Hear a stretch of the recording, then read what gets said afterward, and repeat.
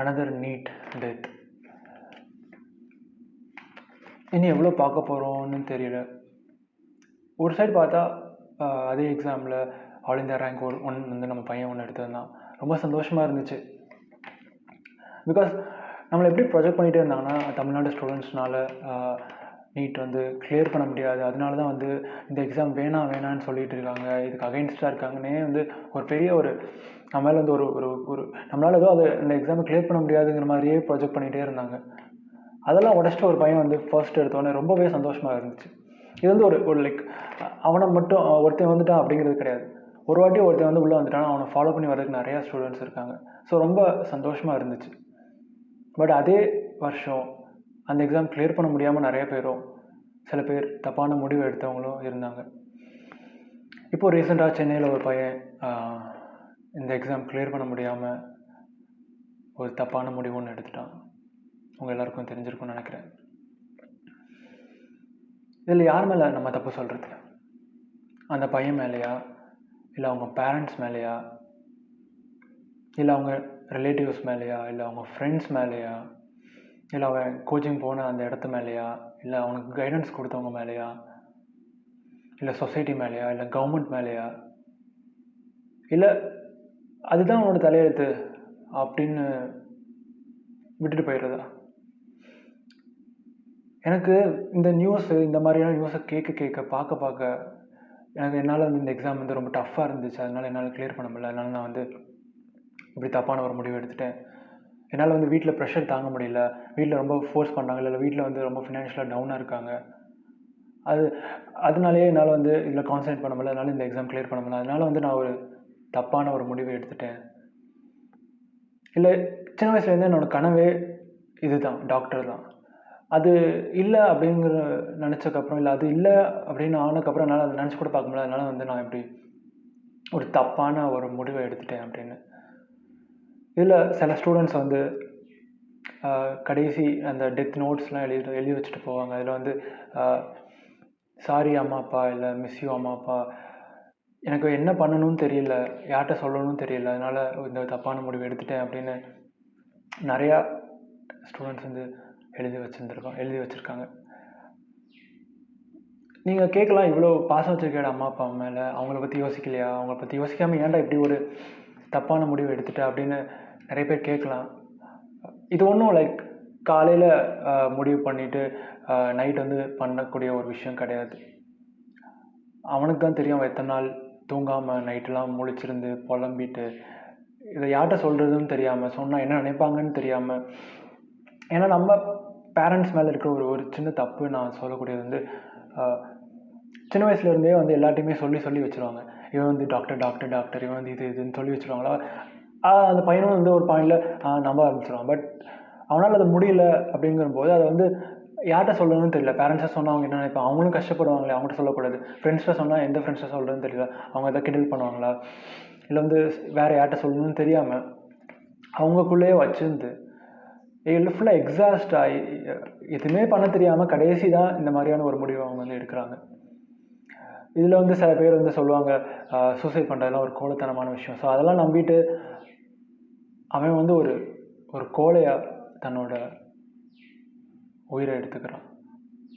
எனக்கு இந்த மாதிரி நியூஸ்லாம் பார்க்கும்போதும், இந்த மாதிரி விஷயங்கள்லாம் கேட்கும்போதும், அவங்க தோள் மேலே கை போட்டுட்டு, ஏன்டா தம்புடா இப்படி பண்ண, கொஞ்சம் டைம் கொடுத்துருந்துருக்காங்களா அப்படின்னு கேட்கணும்னு தோணுது.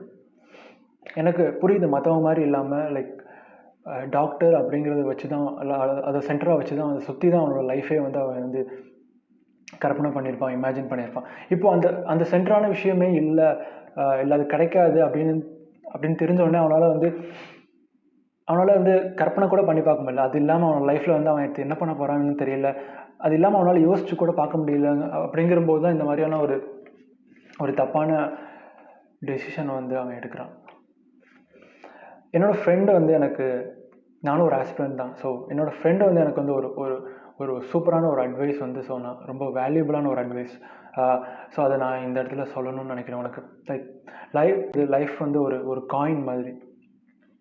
நம்மள நிறைய பேர் வந்து அதோட ஒரு சைடு பார்த்துட்டு லைஃப் வந்து அன்ஃபேராக இருக்குது, லைஃப் வந்து ரொம்ப கஷ்டமாக இருக்குது, ஏன் எனக்கு வந்து மற்றவங்க மாதிரி நான் ஏன் இன்டெலிஜென்ட்டாக இல்லை, ஏன் வந்து நான் வந்து ஃபினான்ஷியலாக நல்லா இல்லை, இந்த மாதிரியான எனக்கு மட்டும் ஏன் இவ்வளோ கஷ்டமாக இருக்குது லைஃப் அப்படின்னு சொல்லி லைஃபோட அந்த காயினோட ஒரு சைடை மட்டுமே பார்த்துட்டு நம்ம நிறைய பேர் வந்து இதுதான் நம்மளோட லைஃப், இதுதான் நம்மளோட ஃபேட் அப்படின்னு நினச்சிட்டு இந்த மாதிரி தப்பான டிசிஷன்லாம் எடுக்கிறோம். பட் அந்த காயினோட இன்னொரு சைடு வந்து ரொம்பவே அழகானது. லைஃப் வந்து உண்மையிலே சொல்ல லைஃப் வந்து ரொம்பவே அழகானது. டாக்டர் ஆனால் மட்டும்தான் நீ லைஃப்பில் சந்தோஷமாக இருப்ப அப்படின்னு நீ நினச்சிட்ருக்க. பட் அது கிடையாது. அது இல்லாமல் உன் லைஃப்பில் அதை விட ஒரு பெரிய இடத்துக்கு போகலாம், அதை விட ஒரு சந்தோஷமான விஷயம்லாம் வந்து அந்த காயினோட இன்னொரு பக்கம் இருக்குது. எப்போனாலும் அந்த காயின் வந்து நீ ஸ்விட்ச் பண்ணிக்கலாம். என்ன பியூட்டி அப்படின்னா அந்த காயின்னு நம்ம கையில் தான் இருக்குது. ஸோ லைஃப் வந்து உனக்கு ஃபேராக இல்லை, உனக்கு அன்ஃபேராக இருக்குது, லைஃப் வந்து உனக்கு வந்து உனக்கு மட்டும்தான் கஷ்டமாக இருக்குது அப்படின்னு நினச்சிருந்தேன்னா அந்த காயினோட இன்னொரு பக்கமும் இருக்குது, அதை நீ ஸ்விட்ச் பண்ணிக்கலாம்.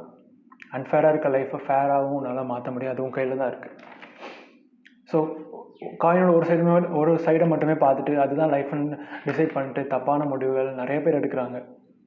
அந்த தப்பை யாருமே பண்ணாதீங்க. ஏன்னா காயின் நம்ம கையில் தான் இருக்குது. ஸோ ஒரு பெரிய ரெக்வெஸ்ட் நம்ம ஃப்ரெண்ட்ஸ் எல்லாருக்கும் சொல்கிறது வந்து, உங்களோட ஃப்ரெண்ட்ஸ் நிறைய பேர் நிறையா விதமான எக்ஸாம் வந்து ப்ரிப்பேர் பண்ணிகிட்டு இருப்பாங்க, நிறைய டிஃப்ரெண்ட்டான ஸ்டேஜஸில் இருப்பாங்க.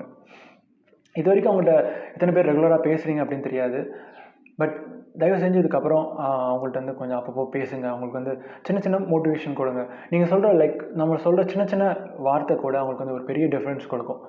இந்த இடத்துல வந்து பசங்களோட ஃப்ரெண்ட்ஷிப் வந்து நான் வந்து அந்த பியூட்டியை வந்து நான் சொல்லியே ஆகணும். பொண்ணுங்க எத்தனை பேர் இப்படி பண்ணுறீங்க அப்படின்னு தெரியாது, பண்ணிங்கன்னா ரொம்ப சந்தோஷம். பட் பசங்க ஃப்ரெண்ட்ஷிப்போட ஒரு ஒரு ஒரு ஒரு பியூட்டிஃபுல்லான விஷயமே இதுதான்.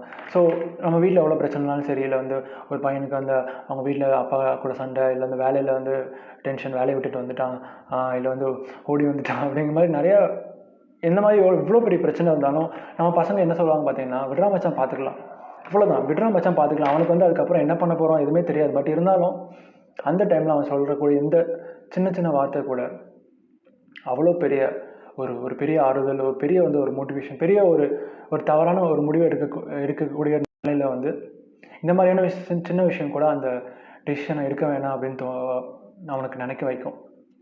இப்போது ஃபினான்ஷியலாக வந்து நம்ம பசங்க வந்து ஸ்ட்ராங்காக இல்லை, ஃபினான்ஷியலாக வந்து வீக்காக இருக்க, எனக்கு வந்து எமர்ஜென்சி எவ்வளோ ரூபா வேணும்டா அப்படின்னு கேட்டால் கூட பரவாயில்ல மச்சான் பார்த்துக்கலாம்னு சொல்லி ஒன்று அவன்கிட்ட இருந்து அவன் கொடுப்பான். இல்லைனா வந்து உடனே ஒரு வாட்ஸ்அப் குரூப் ஆரம்பித்து ஃப்ரெண்ட்ஸ் எல்லாம் ஆட் பண்ணி அமௌண்ட் கலெக்ட் பண்ணி கொடுக்குறாங்க. இப்போயும் நடக்குது, நான் பார்த்துருக்கேன்.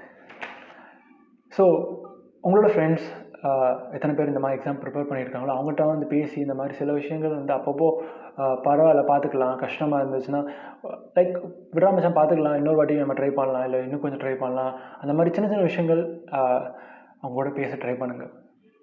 பிகாஸ் நியூஸில் நம்ம பார்க்குறது விஷயம் ரொம்ப ரொம்ப கம்மி. இன்னும் நிறையா ஸ்டூடெண்ட்ஸ் வந்து இந்த மாதிரி நிறையா சிச்சுவேஷனில் இருக்காங்க. அது வந்து எனக்கு 100% தெரியும். ஸோ அதில் உங்கள் ஃப்ரெண்டு யாராவது இருந்தாங்கன்னா, இருக்கக்கூடாது, உங்கள் ஃப்ரெண்ட் யாராவது இருந்தாங்கன்னா தயவு செஞ்சு அவங்கள்ட்ட போய் பேசுங்க. அண்ட் இன்னொரு விஷயம் வந்து பேரண்ட்ஸ்க்கு சொல்லக்கூடிய ஒரு விஷயம், அவனுக்கு ஒரு பையனுக்கு உள்ள ஒரு பொண்ணுக்கு ஒரு இண்டிவிஜுவல் அவங்களுக்கு வந்து ஒரு ஆசை இருக்கும், ஒரு கனவு இருக்கும். பட் பேரண்ட்ஸோட கனவை வந்து பசங்களுக்கு திணிக்கக்கூடாது. நீங்கள் அவங்களுக்கு நல்லது தான் பண்ணுறீங்க. பட் இருந்தாலும் நீங்கள் சின்ன வயசுலேருந்து அவனை ஏதாவது ஒன்று சொல்லி சொல்லி வளர்த்துறீங்களா, அவன் மனசுக்குள்ள அது நல்லா ஆழமாக பதிஞ்சிருது. பட் அவனுக்கு அது பிடிக்காமல் இருக்கலாம். பட் இருந்தாலும் பேரண்ட்ஸ்க்காக இல்லை வந்து மற்றவங்களுக்காக, சொசைட்டிக்காக வந்து அவன் வந்து அதை வந்து அந்த ட்ரீமை வந்து ஃபாலோ பண்ணுறான். அது முடியல அப்படின்னு தெரிஞ்ச உடனே அவனால் வந்து அக்செப்ட் பண்ணிக்க முடியாமல் இந்த மாதிரி தவறான முடிவுகள் வந்து எடுத்துடுறாங்க. ஸோ பேரண்ட்ஸ் வந்து இதை வந்து அப்பப்போ கவனிச்சுக்கணும். லைஃப் அன்ஃபேராக இருக்குது, லைஃப் கஷ்டமாக இருக்குது அப்படின்னு கம்ப்ளைண்ட் பண்ணாதீங்க. காயின் உங்கள் கையில் தான் இருக்குது. தேங்க்யூ ஸோ மச் ஃபார் வாட்சிங் திஸ் வீடியோ. சேனல் ஆரம்பித்து உருப்படியாக ஒரு விஷயம் பண்ண மாதிரி எனக்கு தோணுது. Thank you so much.